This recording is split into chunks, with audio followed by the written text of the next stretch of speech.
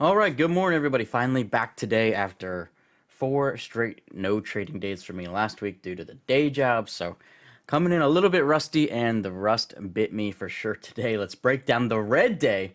First one since we switched up to this new style here, I think. Pretty sure. Let's break it down, see what happens. Let's trade.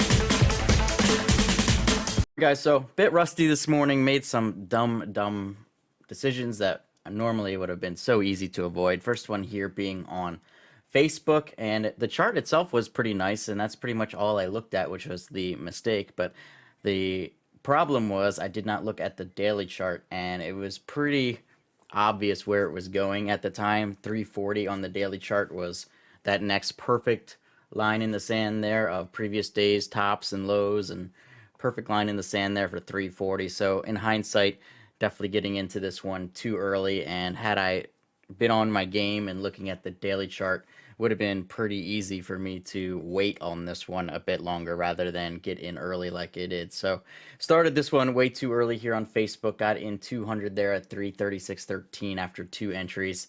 Then I'm looking at it, I'm like, all right, we'll give it one more go here.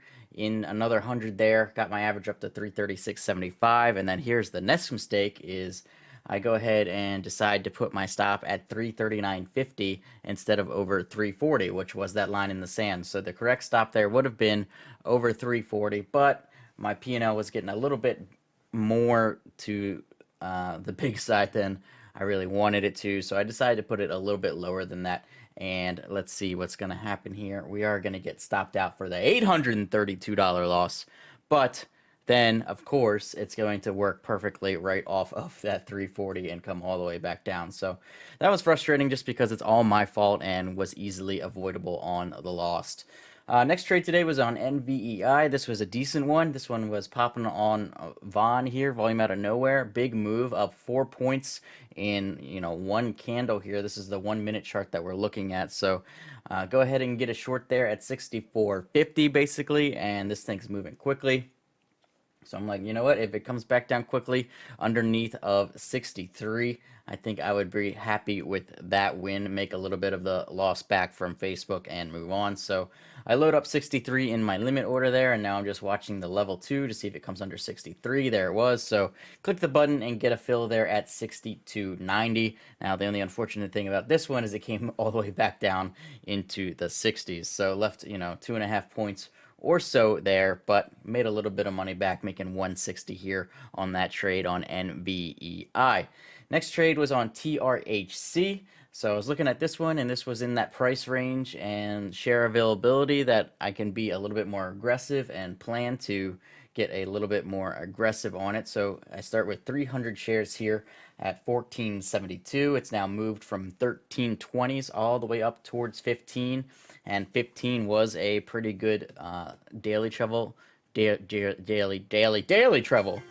chart level there that I was looking at. You guys can't see it on this screen, but it was pretty good there. So looking for the add through 15 if it makes a nice run through there for another 300 shares. So it's coming up to the 15s here, pressing 14.90, pressing 15. Here comes 15. So we're all through 15, and we're going to go ahead and add another 300 shares here.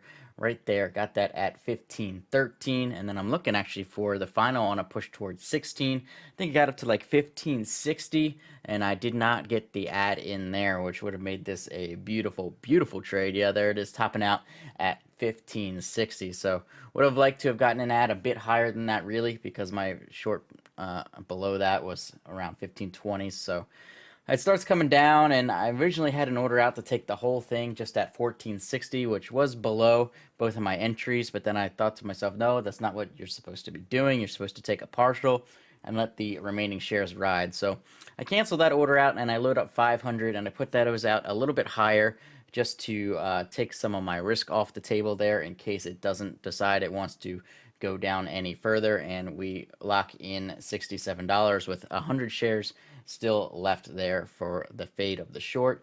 And we're just going to cut here to the end so you can see I got 2 more covers there along the way, was trailing it down, and then we finally get the last cover there down at 1340. So a beautiful reversal all the way back down to the breakout level there in TRHC.